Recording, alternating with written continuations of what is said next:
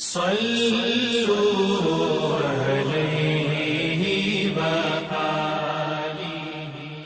بخاری حدیث نمبر 341۔ حضرت عمار رضی اللہ تعالیٰ عنہ نے عمر رضی اللہ تعالیٰ عنہ سے کہا کہ میں تو زمین میں لوٹ پوٹ ہو گیا۔ پھر نبی صلی اللہ علیہ وسلم کی خدمت میں حاضر ہوا تو آپ نے فرمایا کہ تیرے لیے صرف چہرے اور پونچھوں پر مسح کرنا کافی تھا، زمین پر لیٹنے کی ضرورت نہ تھی۔ صحیح بخاری حدیث نمبر 342۔ عبد الرحمن بن ابزہ نے کہا کہ میں حضرت عمر رضی اللہ تعالیٰ عنہ کی خدمت میں موجود تھا کہ عمار رضی اللہ تعالیٰ عنہ نے ان سے کہا، پھر انہوں نے پوری حدیث بیان کی۔ صحیح بخاری حدیث نمبر 343۔ عبد الرحمن بن ابزہ نے اپنے والد سے حضرت عمار رضی اللہ تعالیٰ عنہ نے بیان کیا، پس نبی کریم صلی اللہ علیہ وسلم نے اپنے ہاتھوں کو زمین پر مارا اور اس سے اپنے چہرے اور پونچھوں کا مسح کیا۔ صحیح بخاری حدیث نمبر 344۔ ابو رجا نے عمران کے حوالے سے کہا کہ ہم نبی کریم صلی اللہ علیہ وسلم کے ساتھ ایک سفر میں تھے کہ ہم رات بھر چلتے رہے، اور جب رات کا آخری حصہ آیا تو ہم نے پڑاؤ ڈالا، اور مسافر کے لیے اس وقت کے پڑاؤ سے زیادہ مرغوب اور کوئی چیز نہیں ہوتی۔ پھر ہم اس طرح غافل ہو کر سو گئے کہ ہمیں سورج کی گرمی کے سوا کوئی چیز بیدار نہ کر سکی۔ سب سے پہلے بیدار ہونے والا شخص فلاں تھا، پھر فلاں، پھر فلاں۔ ابو رجا نے سب کے نام لیے، لیکن اوف کو یہ نام یاد نہیں رہے۔ پھر چوتھے نمبر پر جاگنے والے حضرت عمر بن خطاب رضی اللہ تعالیٰ عنہ تھے، اور جب نبی کریم صلی اللہ علیہ وسلم آرام فرماتے تو ہم آپ کو جگاتے نہیں تھے، یہاں تک کہ آپ خود بخود بیدار ہوں، کیونکہ ہمیں کچھ معلوم نہیں ہوتا کہ آپ پر خواب میں کیا تازہ وحی آتی ہے۔ جب حضرت عمر جاگ گئے اور یہ آمدہ آفت دیکھی، اور وہ ایک نڈر دل والے آدمی تھے، پس زور زور سے تکبیر کہنے لگے۔ اسی طرح بآواز بلند آپ اس وقت تک تکبیر کہتے رہے جب تک کہ نبی کریم صلی اللہ علیہ وسلم ان کی آواز سے بیدار نہ ہو گئے۔ تو لوگوں نے پیش آمدہ آفت مصیبت کے متعلق آپ صلی اللہ علیہ وسلم سے شکایت کی۔ اس پر آپ نے فرمایا کہ کوئی حرج نہیں، سفر شروع کرو۔ پھر آپ تھوڑی دور چلے، اس کے بعد آپ ٹھہر گئے اور وضو کا پانی طلب فرمایا، اور وضو کیا اور اذان کہی گئی۔ پھر آپ نے لوگوں کے ساتھ نماز پڑھی۔ جب آپ نماز پڑھانے سے فارغ ہوئے تو ایک شخص پر آپ کی نظر پڑی جو الگ کنارے پر کھڑا ہوا تھا، اور اس نے لوگوں کے ساتھ نماز نہیں پڑھی تھی۔ آپ نے اس سے فرمایا کہ اے فلاں، تمہیں لوگوں کے ساتھ نماز میں شریک ہونے سے کون سی چیز نے روکا؟ اس نے جواب دیا کہ مجھے غسل کی حاجت ہو گئی اور پانی موجود نہیں ہے۔ آپ نے فرمایا کہ پاک مٹی سے کام نکال لو، یہی تجھ کو کافی ہے۔ پھر نبی کریم صلی اللہ علیہ وسلم نے سفر شروع کیا تو لوگوں نے پیاس کی شکایت کی۔ آپ پھر ٹھہر گئے اور فلاں یعنی عمران بن حسین رضی اللہ تعالی عنہ کو بلایا۔ ابو رجا نے ان کا نام لیا تھا لیکن اوف کو یاد نہیں رہا، اور حضرت علی کو بھی طلب فرمایا۔ ان دونوں سے آپ نے فرمایا کہ جاؤ پانی تلاش کرو۔ یہ دونوں نکلے۔ راستے میں ایک عورت ملی جو پانی کی 2 پکھالیں اپنے اونٹ پر لٹکائے ہوئے بیچ میں سوار ہو کر جا رہی تھی۔ انہوں نے اس سے پوچھا کہ پانی کہاں ملتا ہے؟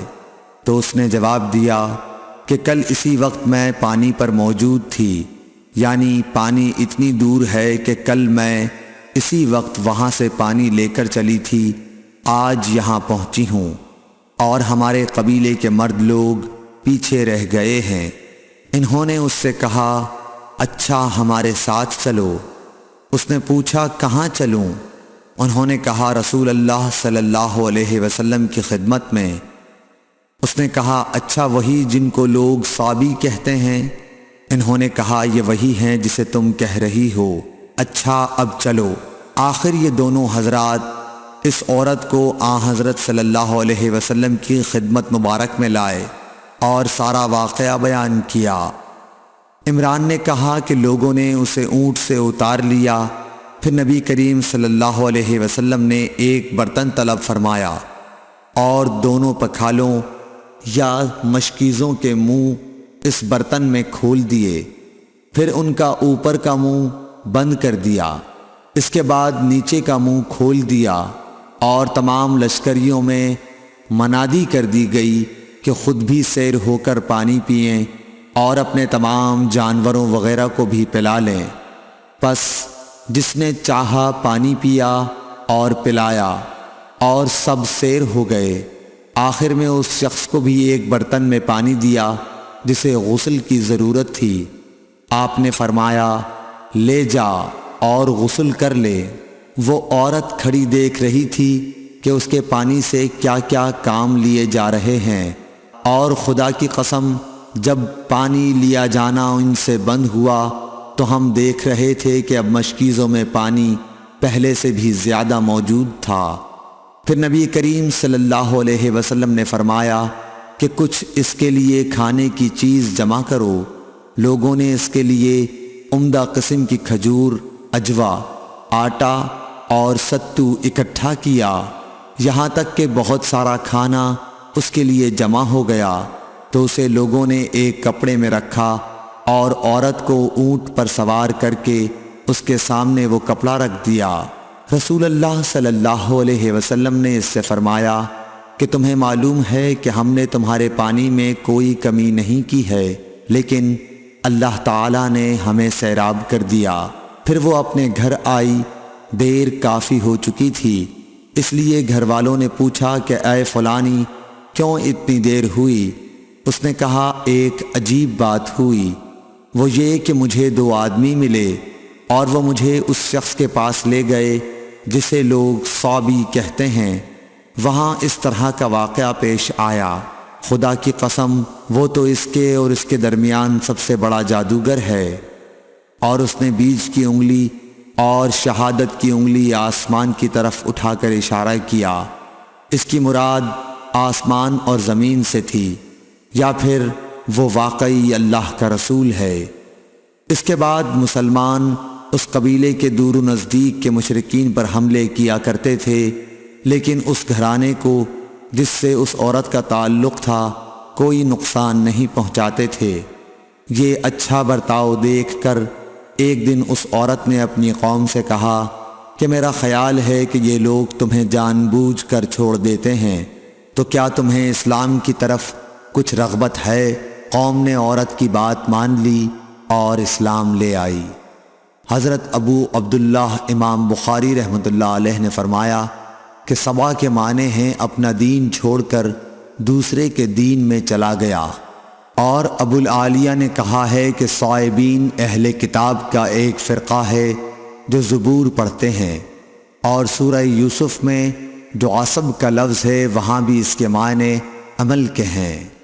صحیح بخاری حدیث نمبر 345۔ ابو موسیٰ نے عبداللہ بن مسعود سے کہا کہ اگر غسل کی حاجت ہو اور پانی نہ ملے تو کیا نماز نہ پڑھی جائے؟ عبداللہ نے فرمایا ہاں، اگر مجھے 1 مہینے تک بھی پانی نہ ملے گا تو میں نماز نہ پڑھوں گا۔ اگر اس میں لوگوں کو اجازت دے دی جائے تو سردی معلوم کر کے بھی لوگ تیمم سے نماز پڑھ لیں گے۔ ابو موسیٰ کہتے ہیں کہ میں نے کہا کہ پھر حضرت عمر رضی اللہ تعالیٰ عنہ کے سامنے حضرت عمار رضی اللہ تعالیٰ عنہ کے قول کا کیا جواب ہوگا؟ بولے کہ مجھے تو نہیں معلوم ہے کہ عمر رضی اللہ تعالیٰ عنہ عمار رضی اللہ تعالیٰ عنہ کی بات سے مطمئن ہو گئے تھے۔ صحیح بخاری حدیث نمبر 346۔ ابو موسیٰ نے پوچھا کہ ابو عبد الرحمن آپ کا کیا خیال ہے کہ اگر کسی کو غسل کی حاجت ہو اور پانی نہ ملے تو وہ کیا کرے؟ عبداللہ نے فرمایا کہ اسے نماز نہ پڑھنی چاہیے جب تک اسے پانی نہ مل جائے۔ ابو موسیٰ نے کہا کہ پھر عمار کی اس روایت کا کیا ہوگا جبکہ نبی کریم صلی اللہ علیہ وسلم نے ان سے کہا تھا کہ تمہیں صرف ہاتھ اور منہ کا تیمم کافی تھا۔ ابن مسعود نے فرمایا کہ تم عمر کو نہیں دیکھتے کہ وہ عمار کی اس بات پر مطمئن نہیں ہوئے تھے۔ پھر ابو موسیٰ نے کہا کہ اچھا عمار کی بات کو چھوڑو، لیکن اس آیت کا کیا جواب دو گے جس میں جنابت میں تیمم کرنے کی واضح اجازت موجود ہے؟ عبداللہ بن مسعود اس کا کوئی جواب نہ دے سکے، صرف یہ کہا کہ اگر ہم اس کی بھی لوگوں کو اجازت دے دیں تو ان کا حال یہ ہو جائے گا کہ اگر کسی کو پانی ٹھنڈا معلوم ہوا تو اسے چھوڑ دیا کرے گا اور تیمم کر لیا کرے گا۔ اعمش کہتے ہیں کہ میں نے شفیق سے کہا کہ گویا عبداللہ نے اس وجہ سے یہ صورت ناپسند کی تھی، تو انہوں نے جواب دیا کہ ہاں۔ صحیح بخاری حدیث نمبر 347۔ حضرت ابو موسیٰ رضی اللہ تعالی عنہ نے حضرت عبداللہ بن مسعود سے کہا کہ اگر ایک شخص کو غسل کی حاجت ہو اور مہینہ بھر پانی نہ پائے تو کیا وہ تیمم کر کے نماز نہ پڑھے؟ شفیق کہتے ہیں کہ حضرت عبداللہ بن مسعود نے جواب دیا کہ وہ تیمم نہ کرے اگرچہ وہ 1 مہینے تک پانی نہ پائے اور نماز موقوف رکھے۔ ابو موسیٰ نے اس پر کہا کہ پھر سورہ مائدہ کی اس آیت کا کیا مطلب ہوگا؟ اگر تم پانی نہ پاؤ تو پاک مٹی پر تیمم کر لو۔ حضرت عبداللہ بن مسعود بولے کہ اگر لوگوں کو اس کی اجازت دے دی جائے تو جلد ہی یہ حال ہو جائے گا کہ جب ان کو پانی ٹھنڈا معلوم ہوگا تو وہ مٹی سے تیمم ہی کر لیں گے۔ اعمش نے کہا میں نے شفیق سے کہا تو تم نے جنبی کے لیے تیمم اس لیے برا جانا؟ انہوں نے کہا ہاں۔ پھر حضرت ابو موسیٰ اشعری رضی اللہ تعالیٰ عنہ نے فرمایا کہ کیا آپ کو حضرت عمار کا حضرت عمر بن خطاب رضی اللہ تعالیٰ عنہ کے سامنے یہ قول معلوم نہیں کہ مجھے رسول اللہ صلی اللہ علیہ وسلم نے کسی کام کے لیے بھیجا تھا، سفر میں مجھے غسل کی ضرورت ہو گئی لیکن پانی نہیں ملا، اس لیے میں مٹی میں جانور کی طرح لوٹ پوٹ لیا۔ پھر میں نے رسول اللہ صلی اللہ علیہ وسلم سے اس کا ذکر کیا تو آپ نے فرمایا کہ تمہارے لیے صرف اتنا کرنا کافی تھا، اور آپ نے اپنے ہاتھوں کو زمین پر 1 مرتبہ مارا، پھر ان کو جھاڑ کر بائیں ہاتھ سے داہنے کی پشت کو مل لیا، یا بائیں ہاتھ کا داہنے ہاتھ سے مسح کیا، پھر دونوں ہاتھوں سے چہرے کا مسح کیا۔ عبداللہ نے اس کا جواب دیا کہ آپ عمر کو نہیں دیکھتے کہ انہوں نے عمار کی بات پر قناعت نہیں کی تھی۔ اور یعلی بن عبید نے اعمش کے واسطے سے شفیق سے روایت میں یہ زیادتی کی ہے کہ انہوں نے کہا کہ میں عبداللہ اور ابو موسیٰ کی خدمت میں تھا، اور ابو موسیٰ نے فرمایا تھا کہ آپ نے عمر سے عمار کا یہ قول نہیں سنا کہ رسول اللہ صلی اللہ علیہ وسلم نے مجھے اور آپ کو بھیجا، پس مجھے غسل کی حاجت ہو گئی اور میں مٹی میں لوٹ پوٹ لیا۔ پھر میں رات رسول اللہ صلی اللہ علیہ وسلم کی خدمت میں حاضر ہوا اور آپ سے صورتحال کے متعلق ذکر کیا تو آپ نے فرمایا کہ تمہیں صرف اتنا ہی کافی تھا، اور آپ نے چہرے اور ہتھیلیوں کا 1 ہی مرتبہ مسح کیا۔ صحیح بخاری حدیث نمبر 348۔ عمران بن حسین خزائی سے روایت ہے کہ رسول اللہ صلی اللہ علیہ وسلم نے ایک آدمی کو دیکھا کہ الگ کھڑا ہوا ہے اور لوگوں کے ساتھ نماز میں شریک نہیں ہو رہا ہے۔ آپ نے فرمایا کہ اے فلاں، تمہیں لوگوں کے ساتھ نماز پڑھنے سے کس چیز نے روک دیا؟ اس نے عرض کی یا رسول اللہ، مجھے غسل کی ضرورت ہو گئی اور پانی نہیں ہے۔ آپ نے فرمایا پھر تم کو پاک مٹی سے تیمم کرنا ضروری تھا، پس وہ تمہارے لیے کافی ہوتا۔ صحیح بخاری حدیث نمبر 349۔ ابو ذر غفاری رضی اللہ تعالی عنہ یہ حدیث بیان کرتے تھے کہ حضرت صلی اللہ علیہ وسلم نے فرمایا کہ میرے گھر کی چھت کھول دی گئی۔ اس وقت میں مکے میں تھا۔ پھر جبرائیل علیہ السلام اترے اور انہوں نے میرا سینہ چاک کیا، پھر اسے زمزم کے پانی سے دھویا، پھر ایک سونے کا طشت لائے جو حکمت اور ایمان سے بھرا ہوا تھا، اس کو میرے سینے میں رکھ دیا، پھر سینے کو جوڑ دیا، پھر میرا ہاتھ پکڑا اور مجھے آسمان کی طرف لے کر چلے۔ جب میں پہلے آسمان پر پہنچا تو جبرائیل علیہ السلام نے آسمان کے داروغہ سے کہا کھولو۔ اس نے پوچھا آپ کون ہیں؟ جواب دیا کہ جبرائیل۔ پھر انہوں نے پوچھا کیا آپ کے ساتھ کوئی اور بھی ہے؟ جواب دیا ہاں، میرے ساتھ محمد صلی اللہ علیہ وسلم ہے۔ انہوں نے پوچھا کہ کیا ان کے بلانے کے لیے آپ کو بھیجا گیا تھا؟ کہا جی ہاں۔ پھر جب انہوں نے دروازہ کھولا تو ہم پہلے آسمان پر چڑھ گئے۔ وہاں ہم نے ایک شخص کو بیٹھے ہوئے دیکھا۔ ان کے داہنی طرف کچھ لوگوں کے جھنڈ تھے اور کچھ جھنڈ بائیں طرف تھے۔ جب وہ اپنی داہنی طرف دیکھتے تو مسکراتے اور جب بائیں طرف نظر کرتے تو روتے۔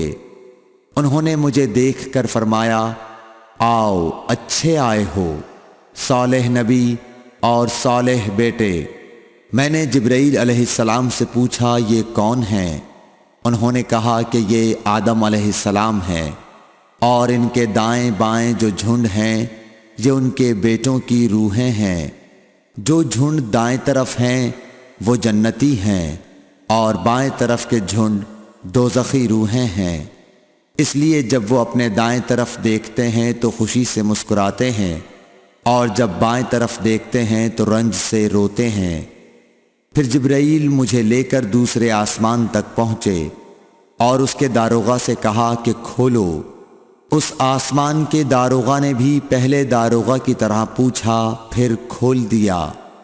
حضرت انس رضی اللہ تعالی عنہ نے کہا کہ ابو ذر نے ذکر کیا کہ آپ صلی اللہ علیہ وسلم یعنی نبی صلی اللہ علیہ وسلم نے آسمان پر آدم، ادریس، موسیٰ، عیسیٰ اور ابراہیم علیہ السلام کو موجود پایا، اور ابو ذر نے ہر ایک کا ٹھکانہ نہیں بیان کیا، البتہ اتنا بیان کیا کہ حضور صلی اللہ علیہ وسلم نے حضرت آدم کو پہلے آسمان پر پایا اور حضرت ابراہیم کو چھٹے آسمان پر۔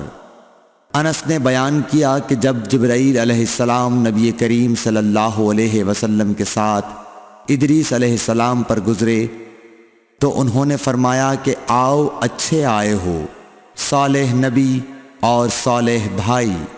میں نے پوچھا یہ کون ہیں؟ جواب دیا کہ یہ ادریس علیہ السلام۔ پھر موسیٰ علیہ السلام تک پہنچا۔ انہوں نے فرمایا آؤ اچھے آئے ہو، صالح نبی اور صالح بھائی۔ میں نے پوچھا یہ کون ہیں؟ جبرائیل نے بتایا کہ یہ موسیٰ ہیں۔ پھر میں عیسیٰ علیہ السلام تک پہنچا۔ انہوں نے کہا آؤ اچھے آئے ہو، صالح نبی اور صالح بھائی۔ میں نے پوچھا یہ کون ہیں؟ جبرائیل علیہ السلام نے بتایا کہ یہ عیسیٰ ہیں۔ پھر میں ابراہیم علیہ السلام تک پہنچا۔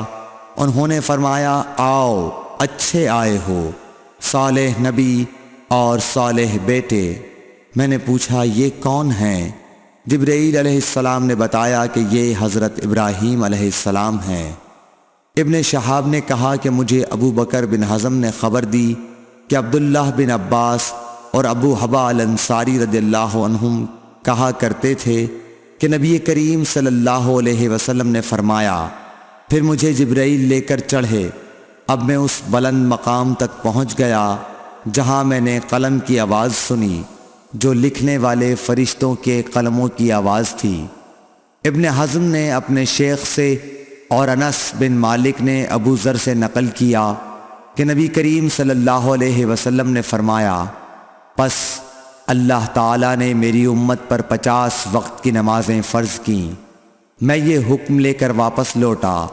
جب موسیٰ علیہ السلام تک پہنچا تو انہوں نے پوچھا کہ آپ کی امت پر اللہ نے کیا فرض کیا ہے؟ میں نے کہا کہ 50 وقت کی نمازیں فرض کی ہیں۔ انہوں نے فرمایا آپ واپس اپنے رب کی بارگاہ میں جائیے، کیونکہ آپ کی امت اتنی نمازوں کو ادا کرنے کی طاقت نہیں رکھتی ہے۔ میں واپس بارگاہ رب العزت میں گیا تو اللہ نے اس میں سے ایک حصہ کم کر دیا۔